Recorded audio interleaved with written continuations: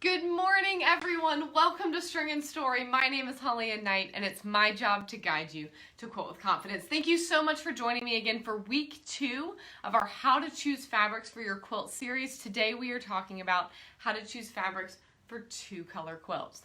Before we get started, I'm going to give everyone just a hot minute to hop on here. I'm going to make sure I have my computer open so that I can read y'all's comments, because once I step back and start holding quilts, I won't be able to see them. Hey, Lydia! As you guys are hopping on, as always, please make sure you check the caption of this video for our question of the week. I ask about your favorite colors this week. Please also check to see if you are a winner. Our winner last week was Diane Risor, I believe. I think that's how you say her name. And she won a copy of the Dogwood Blossoms quilt pattern. I'm giving away another copy of the Dogwood Blossoms quilt pattern today, and I'm so excited to do that. All right, let me get this open. I'm so sorry, guys. I just put a drop of peppermint essential oil in my mouth. I'm just feeling super foggy-headed because we just had this hurricane. But it made my lip go numb. I can't even talk. Oh well, we're just gonna roll with it, right? All right, after you have checked the caption of this video for the question of the week, please make sure that you head to the responses kind of section above the comments and hit like and share. Like this video to let me know that you enjoy getting this free content every week, and share it with your friends so that they can come hang out with us too. I'm going to share it over to the Quilting Rockstars Facebook group, and whatever your favorite or one of your favorite quilting group hangouts is, share it over there and just say, come quilt with us, because we're having a party, right? All right. All right, let me see who is on here with me. Man, you guys hopped on quick. I love it. Good morning, Terry, Karen, Sandy, Deborah, Teresa, Lydia, Amy, Tina, Mary, Katie, Winifred, and Ro. I'm so glad you guys are here. By the way, I hope you're paying attention, because y'all are getting a nice little sneaky peeky of Orion back here behind me.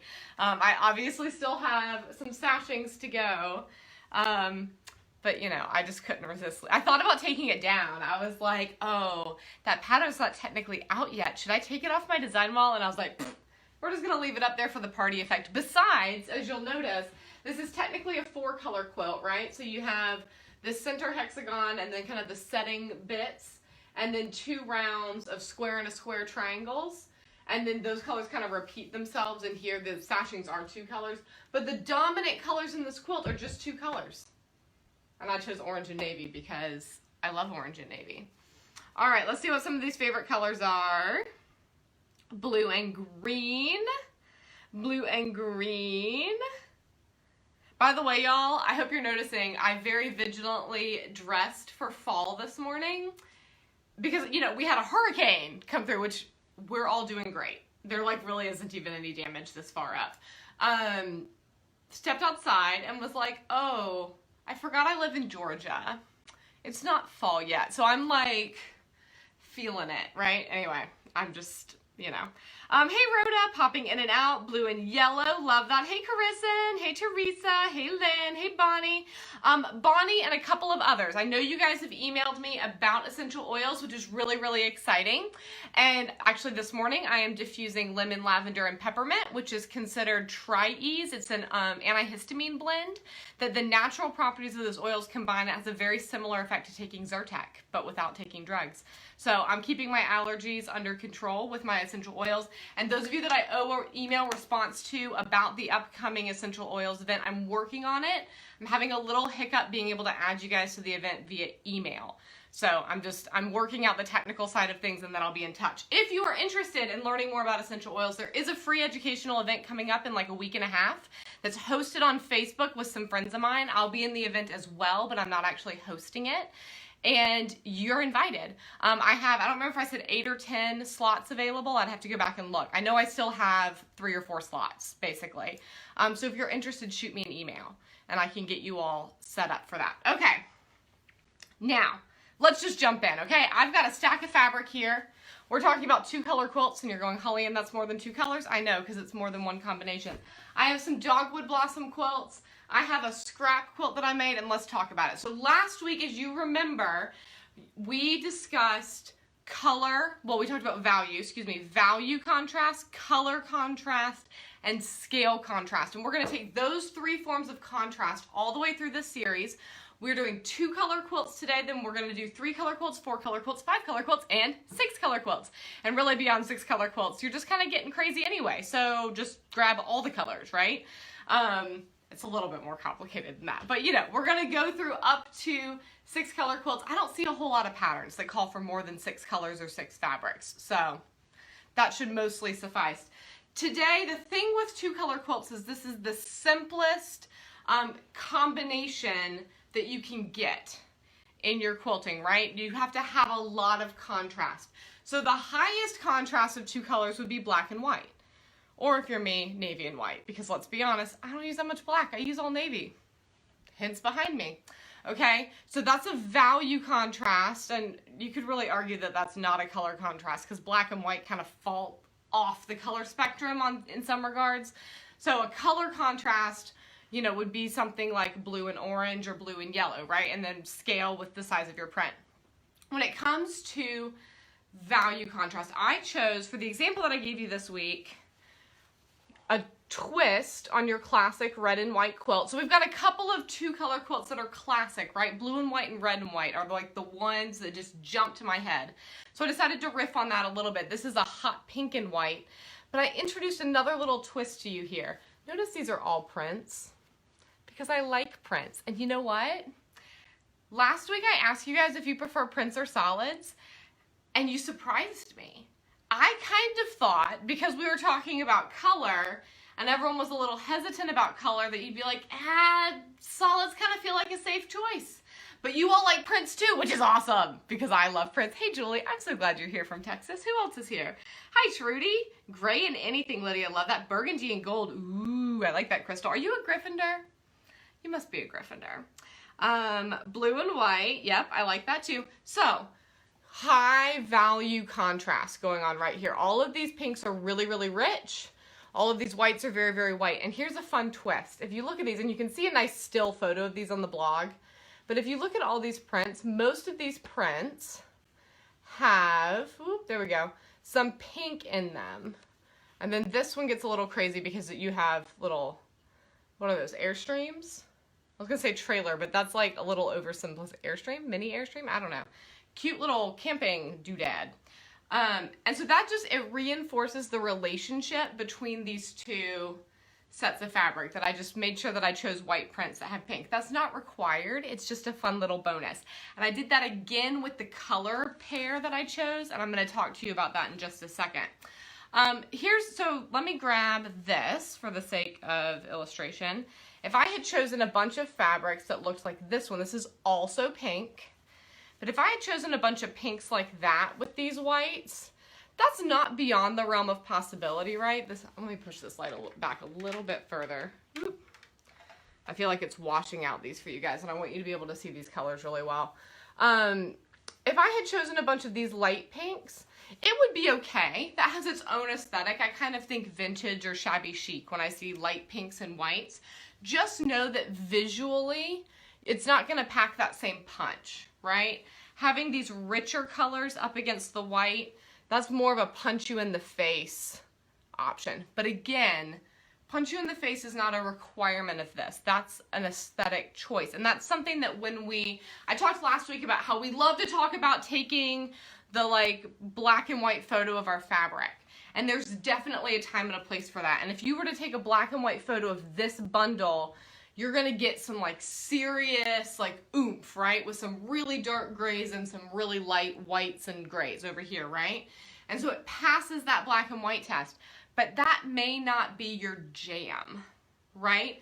I love punch you in the face quilts. I mean, like this is, this is like punching me in the back of the head while I'm talking to you guys, right? But that's my aesthetic. Your aesthetic might be a lot gentler. And that's why it's important for us to not only talk about value, which is how light or dark our colors are. Hey, Lisa! But to talk about the actual colors themselves and to talk about the scale of our prints, okay? So moving on to colors. Typically, when we think of a 2-color quilt that involves blue, we think of either blue and white or maybe blue and orange. And the reason that blue and orange really jumps to top of mind is because if we go to our color wheel, which, sidebar and shameless promotion, if you're not sure why a color wheel is cool or how to read it or how to make it a valuable tool for your quilting, I have a whole class called Intro to Color Theory. It's a $25 class. It's available on demand via Thinkific, and if you click the link in the caption of this profile, you can go over there and check it out, and it takes you through all of this stuff about, you know, complementary colors, triadic color schemes, analogous color schemes, more about value in great detail. And there's worksheets for choosing and changing out colors within patterns. So if it feels like I'm speaking in code and color is something that doesn't feel super intuitive to you, that class is so helpful because it'll explain to you the theory and essentially the science behind some of these color choices that I'm making. So if you want to deep dive into that, that's the class for you. Okay, back to the color wheel. The reason we often think about blue and orange together is because if you look here at my color wheel, blue and orange are there.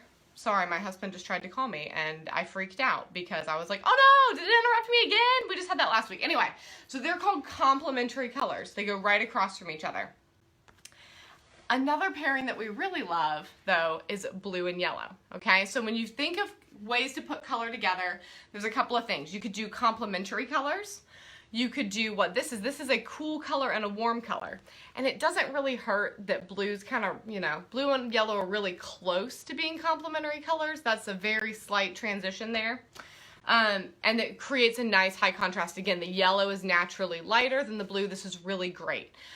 Here's another tricky thing that I did. If you look at these prints, I chose a few prints that have some red in them. It might just be those two. Yep. So this one and this one. Now, why did I do that? Because it's going to add to the overall zing factor of this bundle, because that's what's called a triad. I talked about this briefly last week. Yellow, red, and blue are all equally distant from each other around this color wheel. And so the three of those together, they're called the primary colors, but any triad, so if you just rotated that a notch, so that also includes your secondary colors like purple, orange, and green, that's another triad, also known as secondary colors. Those three together pack their own punch as well. I don't know what my husband was wanting. We're going to hope that he can survive for a few more minutes. So this again is a punch you in the face color contrast for a two-color quilt. A warm and cool, a very dark, a very, well, not a very light, but a lighter, and both very saturated colors. To give you another idea of what this might look like, this is also a warm and cool two-color quilt. My Dogwood Blossoms quilt, spoiler, this is why I'm giving away a copy this week, is a two-color quilt. At its heart, you have a background and you have a foreground, okay? This is my original Dogwood Blossoms quilt. This is a two-color quilt, but you're going, but HollyAnne, there's more than two colors on it. Well, you're right. I'm so glad you noticed. But here's the secret. These are all warm and cool color combinations. So I used blue and green for the backgrounds, and I used yellow and red for the foregrounds. Now, it doesn't hurt that green and red are complementary colors and that blue and yellow are really darn close, right? So that adds another little oomph to it. But another thing to notice here is, remember how we talked about value just a second ago and really light and really dark? This doesn't have a lot of value change, okay? If you take a black and white photo of this quilt, it will all look basically the same color, okay? But it works. Why? Because there is still contrast. There is color contrast. There is not value contrast, and there actually isn't really scale contrast either. Look at these prints. This is Prairie from Corey Yoder from Moda Fabrics. And from a distance, you can barely even tell that they're prints, but they're all really close. They're very, very similar sizes, right? And it's okay. That's why we have three different types of contrast, and we can decide how we want to play with them, right? And in this case, I just picked one. I picked color contrast. Now here, this is also a two-color quilt. This I used complementary colors, and it created more of a punch you in the face effect. Is that orange? Hey everybody, welcome back again. I'm so sorry. Ever since this Facebook update, I have had issues with Facebook Live. I am very frustrated with Facebook right now. So anyway, click share again if you would do me that favor to push it back out so that everyone goes, oh good, she wasn't actually done and frozen like forever, right? Okay, where were we? We were with color. So we talked about a color contrast that is low value contrast and low scale contrast. This is a higher value contrast, a little bit. There's a few places that have a little more value contrast, but really, if you were to take a black and white photo of this quilt, you're still going to see not a huge amount of value contrast. There's a little bit of scale contrast. I have some solids mixed in here with my prints, but on the whole, the thing that is catching your eye's attention is the contrast of color. It's the orange and the blue, and the way that those two colors interact, they just pop, right? All right. The final, and again, I gave you guys this example of a color contrast, a warm, cool color combination that's highly saturated and that really will kind of reach out and punch you in the face. All right, the final contrast that we're going to discuss today for two color quilts is the contrast of scale. So I've referenced this a little bit. The contrast of scale refers to how big or small the prints in your fabrics are. So the most stark contrast is the example that I gave in the blog, and that is a print and a solid, right? And that's going to be your most obvious contrast of scale when you put printed fabrics up against solid fabrics. Now, here again, I have a warm, cool thing going, and here I have a value contrast, right? So lighter print, dark solid.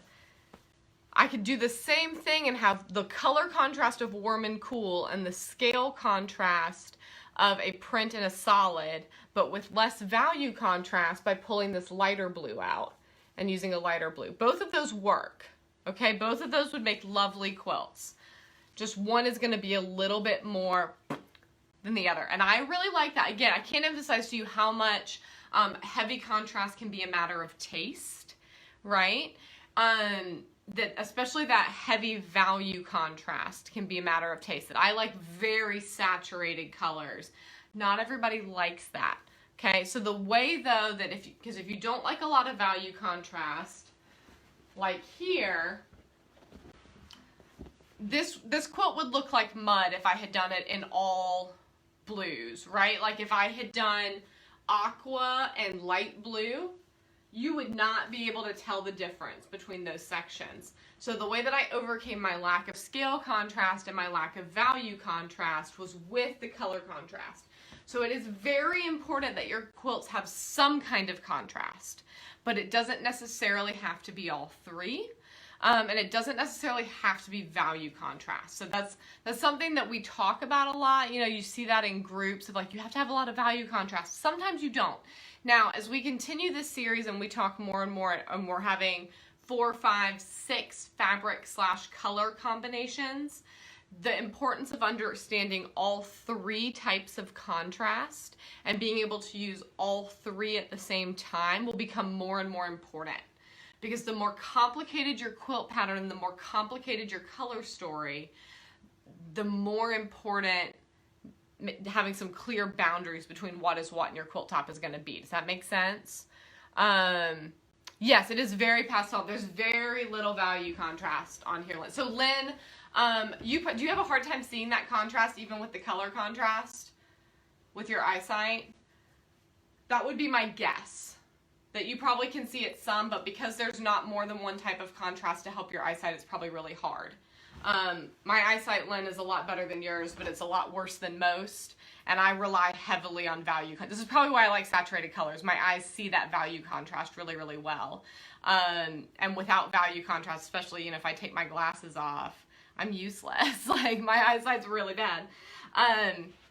So if you're someone who does not like a lot of value contrast, a simpler color scheme like a 2-color quilt is great for you because it's the design itself of the quilt is going to be less complicated. Does that make sense? You can see it. Okay, you find it soft and calm. That's wonderful. I love that. It means the color's doing its job.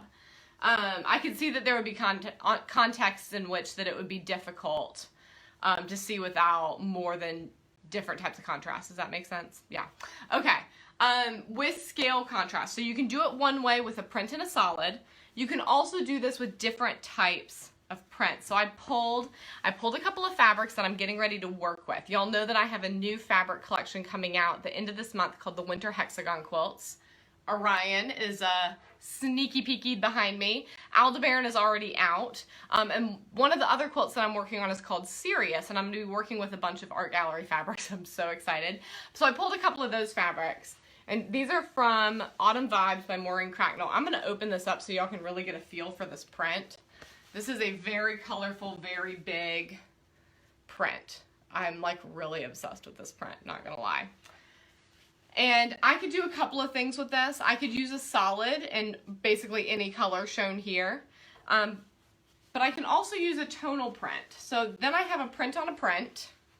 I'm trying to hold this so y'all can really see and enjoy this. Print on a print. But I've included a couple of different things here. One, I have a value contrast that I've got a nice dark background on this print, much lighter on my orange. I also have a color contrast going here. The blue and the orange are complementary colors. There's also a difference of scale. So the navy print is a much bigger print and it has a lot of different colors, which just makes it visually a lot more complicated. This orange print is not small. This is not a teeny tiny, reproduction print or anything. It's still a pretty big print, but it's basically all one color. It's a couple of shades of that same orange, right? So this would be another way that I could use scale contrast. And here I've also incorporated value contrast and color contrast. Let me see if I have another one. I can show it to you kind of an opposite way, which here is another orange and blue, but again, a more open, multicolored print and a more tonal print. Yeah. An example of something that would be very difficult to make into a successful quilt, just to, if you guys have any questions about like what maybe wouldn't work, here's an example of what would be difficult. Speaking of, as I'm wrapping this up, if you have any questions, please put them in the comments. I love questions and I'd love to take some time to answer your questions before I fully wrap this up. Here's two prints, right? Now, this would not be impossible to make work, but I would be very disinclined to go for this combination. And here's why. I have a scale contrast, right? I've got this nice, busy kind of autumny print, and I have this much lighter gray print. But I'm lacking in value contrast. These would be almost the exact same color if I took this in a black and white. On the gray scale, these are almost identical.